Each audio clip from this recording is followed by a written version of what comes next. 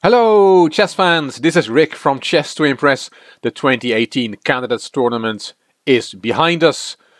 Fabiano Caruana is the well-deserved winner and we're all looking forward to the match he will play against Magnus Carlsen in November for the world title. I did videos on every round of the Candidates Tournament, but I want to devote one more video to it, and it is about Grischuk press conference after the game he played against Wesley So in the second round. Grischuk had won the game, both players had lost their first round game, so it was an important game for both of them. Grischuk won, So had a really bad start with 0 out of 2. It was played on the 11th of March 2018. Just to remind you, and I will put a link to the video on the whole game at the end of this video. Grischuk was white, So was black. Rook c1 was the 19th move from Grischuk. So took on e4, rook takes, bishop f6, rook to g4. Grischuk commented here that this is already bad for black as he's under direct attack. And Wesley So said, the tactics didn't work out for me once the rook got to g4. It was very annoying. I underestimated the rook lift. He played king h8 and there came the second rook lift, rook c5. Grischuk here commented, he said, here I said to myself, I have all my pieces into the attack and black is defending with one bishop. If there is no checkmate, then I quit chess. That was a funny comment, but there was also a question asked to Alexander Grischuk in the press conference after the game. And the person asking the question said to Grischuk, did you think about the famous game, the classic Steinitz against von Bardeleben from Hastings 1895? When you play this game with these beautiful rook lifts? Well, first I have to say that the person asking the question did not know his classics well enough. This is that famous game, the final position in Steinitz against von Bardeleben, played in Hastings 1895. Queen f8 to d6 was checkmate on the 35th move, and this rook went from a1 to c1 on the 16th move, but then stayed on c1 for the rest of the game, so there was no double rook lift. Yes, the other rook played a very important role in this game, but it was not a double rook lift, and Alexander Grischuk knew a better example, which he gave in the press conference. Let's listen to it. I remember there was a really famous game of, I think, Keres Smyslov in Candidates 53, and yeah, white put rooks, I think, h3, h5, yeah, took h7 and lost.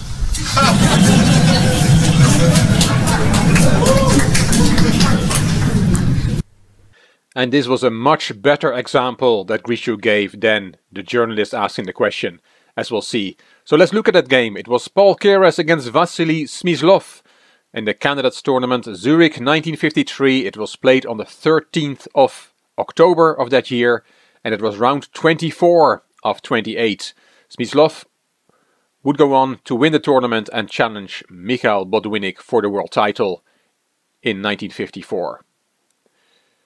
Keres was in a must-win situation, looking at the tournament standings, and he opened c4. Knight f6 from Smyslov, knight c3, e6, knight f3, c5, e3. We're in a symmetrical English, and here d5 is the main move, but Smyslov played bishop e7.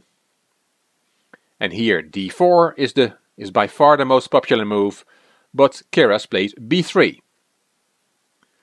Smyslov castled, bishop b2, b6, d4, the pawn was swapped in the center, and d5.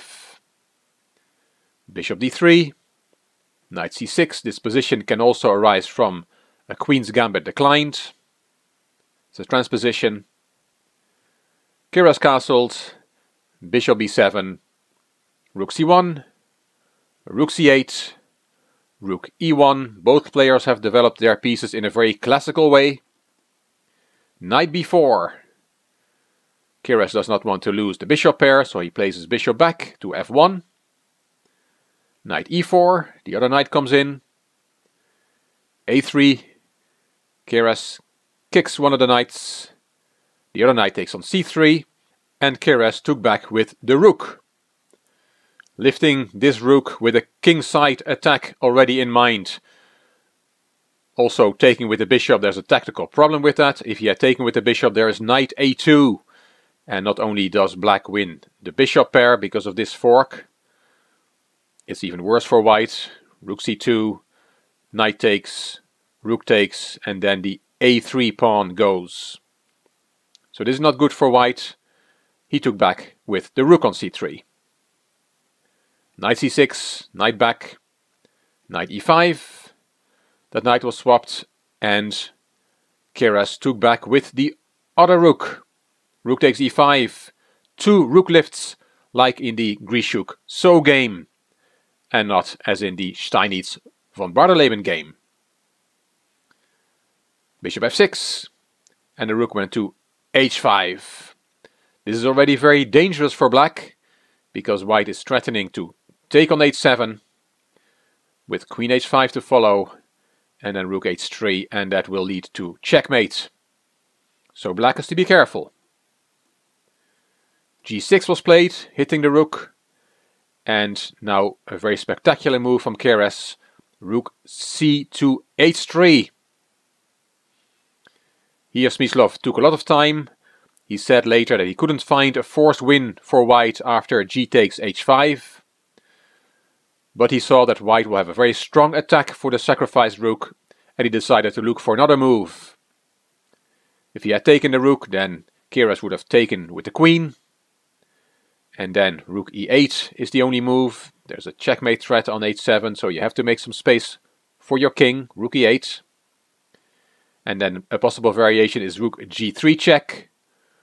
You cannot go to h8 because of bishop d3 and a checkmate on h7. Nothing that black can do against that. So after rook g3 check, the king has to go to f8. And then white can play a4 with the idea of bishop a3 to bring that bishop into the attack. Very complicated position. No forced win for white, but Smyslov did not want to go into this. After rook ch3, he did not take the rook on h5. He played d takes c4. A very deep move, as we'll see.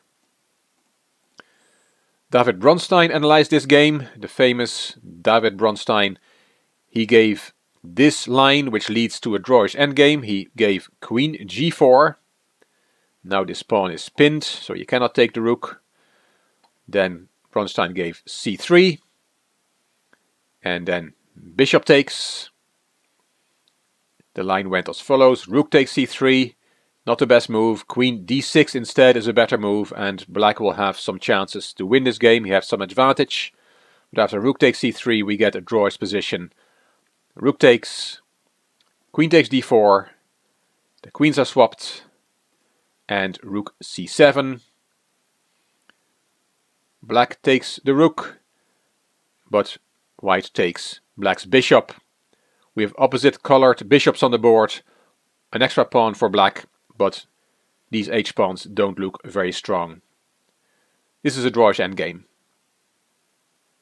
That was a line from Bronstein after d takes c4 and then queen g4. But after d takes c4, Keres went in. As Grischuk said, white took on h7. He goes all in, but Smyslov had seen this. He played c3, hitting the bishop.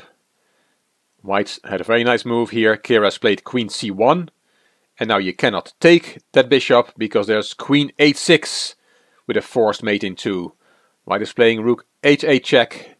You have to take that with the bishop, and then queen takes h8 is checkmate, and there's nothing you can do against that. So after queen c1 you cannot take the bishop. Smyslov had of course seen that, and he played queen takes d4. A beautiful defensive maneuver from black, putting the queen on the long diagonal, protecting the h8 square one more time, and this move is possible because of the previous moves d takes c4 and then c3. Very nice concept from Smyslov. After queen takes d4, queen h6 was played by Keres. He keeps attacking, he has no choice. And again, you cannot take the bishop because of the same idea. Even though h8 is now protected one more time, you still have rook h8 check, because after bishop takes, the mate is on h7. So after queen h6, rook f d8 was played by Smyslov. Bishop c1 saving the bishop. Bishop g7 hitting the queen. Queen had to step back. And queen f6. White does not want to swap the queens. He's an important pawn down. So he played queen g4. And now the white attack has been contained by black. And this healthy extra pawn is very strong, as we'll see. He played it up straight away, c2. Bishop e2 from Keres. Rook d4 hitting the queen. f4 interposing. Rook d1 check, very strong sacrifice. It's hardly a sacrifice, because after bishop takes d1, there was the last move of the game. Queen d4 check. Beautiful move. White resigned here, Keres resigned. He's getting mated. Let's look at one example. If you go in a corner with your king, then it's mate in 2. C takes d1. Promotion to queen check. Queen takes and checkmate. If after queen d4 check you go to f1 instead, then black also promotes to queen. Queen takes, king f2, rook c2 check, king g3, and mate in 2 from here. Rook takes g2, protected by the bishop on b7, king h4, and queen g4 checkmate. Very nice win from Wesley Smyslov. Paul Keres threw everything but the kitchen sink at him, but we saw this beautiful defensive maneuver, d takes c4, c3, and then queen takes d4. And after that, white's attack was stopped, and black won in the attack himself with his extra pawn, which went on to queen. A classic, and nicely pointed out by Alexander Grischuk, a double rook lift like in his game. And we have a chess book to give away, and it's Matthias Espindola who wins the book Chess for Life from Matthew Sadler and Natasha Regan. And when I opened the book myself to have a quick browse through it, I saw that the book actually has been signed by both authors. Very nice. It's made available by the Mind Game Shop, my sponsor. The link is in the description box. It would be great if you could click on the link, see what they have on offer. It's an online chess shop. The question was very simple. I just asked to put in a comment and let us know who you think will win the Carlsen-Caruana match. Matthias thinks Magnus will win with 7 points, so probably 7 points to 5. That's what he means. Anyway, I put all the names in a hat. Matthias came out. Matthias, if you send me an email to classroomchess@gmail.com, then I will put the Chess for Life book in the post to you. Thanks very much to Hannes I and Paul D for their very generous contribution on PayPal. I'm looking to buy a new microphone, and I also need to update my games database, my chess database. So those contributions really help. If you want to support the channel, the link to PayPal is in the description box. Hope you enjoyed this video. If you did, please give it a thumbs up and please subscribe to the Chess to Impress channel. Please leave a comment. I will read them all and I will reply to them all. You also may want to check out my Chess to Progress channel. The link is in the description box. One of the things I do there is I have a series there on viewers' games. Viewers send me their games and I analyze them for Chess to Progress.